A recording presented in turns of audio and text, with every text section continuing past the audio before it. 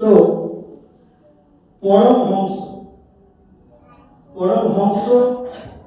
ছিলেন আমাদের রামকৃষ্ণ ঠাকুর।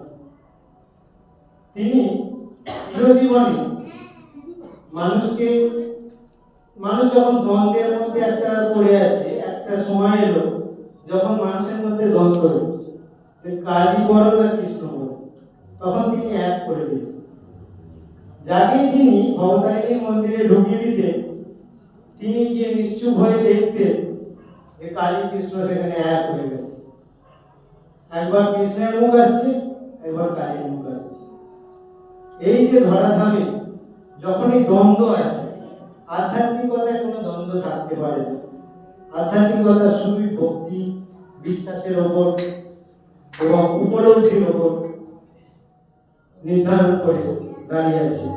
আজ আমাদের এই সনাতন ধর্মের যে এই রমনামা, তার বিজয় ধ্বজা নিয়ে আমরা যে দেশ দেশান্তরে সনাতন ধর্মের যে গুণকথা গোটা বিশ্ববাসীর কাছে প্রেরিত করছি, তারা উদ্বুদ্ধ হচ্ছে এবং একে একে সনাতনী হয়ে উঠছে।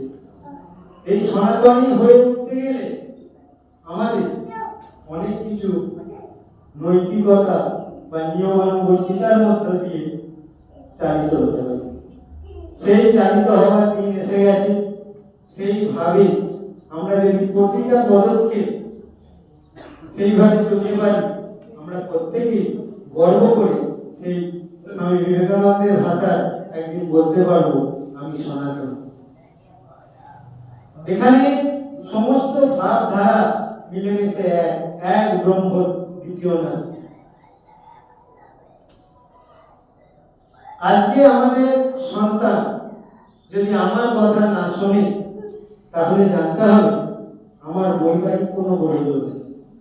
বৈবাহিক ত্রুটি থাকলে তবেই আমার সন্তান অন্যদিকে ধাবিত হবে। আজকে আমরা প্রথমে সবকিছু মায়ের পেট থেকে জেনে আসি না, ঠাকুর আমাদের জানান দেন। ঠাকুর রামকৃষ্ণদেব যখন তার পার্থিব সমস্ত কর্ম সমাপ্ত করার পর তিনি বুঝলেন আমি এবার অমৃত লোকে যাত্রা করব, তখন তিনি তার ভক্তগণকে একটা কথা বলে দিয়েছিলেন, আমি আমার ইহজন্মে আমার সমস্ত কর্ম সম্পাদন করতে পারলাম না, সেই জন্য ওই ঈশানকোণে আমার আবার জন্ম হবে।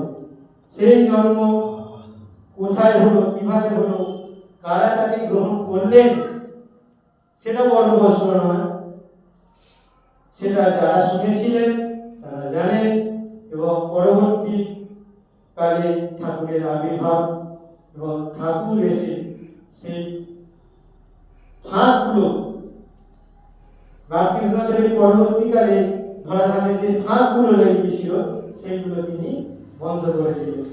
এবং যারা আমরা সুকৃতির অধিকারী, পূর্বজন্মের সুকৃতির অধিকারী, তারাই সেই ঠাকুরকে আমরা চিনতে পারবো এবং ঠাকুরকে হঠাৎ করে নিয়ে নিতে পারবো। অনেককে বলে বয়ে নেয় না, অনেককে না বলা সত্ত্বেও নিয়ে নেয়, তার মানে তাদের সেই সুকৃতি আছে।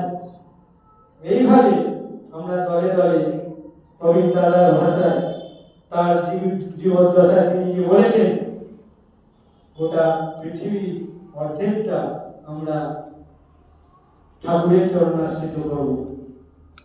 আমার তো মনে হয় আমরা এইভাবে চললে, আরেকটু যদি জাগ্রত হয়ে চলি, জাগ্রত চেতনার মাধ্যমে আমরা অর্ধেকটা পৃথিবী নয়, পুরো পৃথিবী এবং বিশ্ব ব্রহ্মাণ্ডকে ঠাকুরের চরণাশ্রিত করতে পারবো।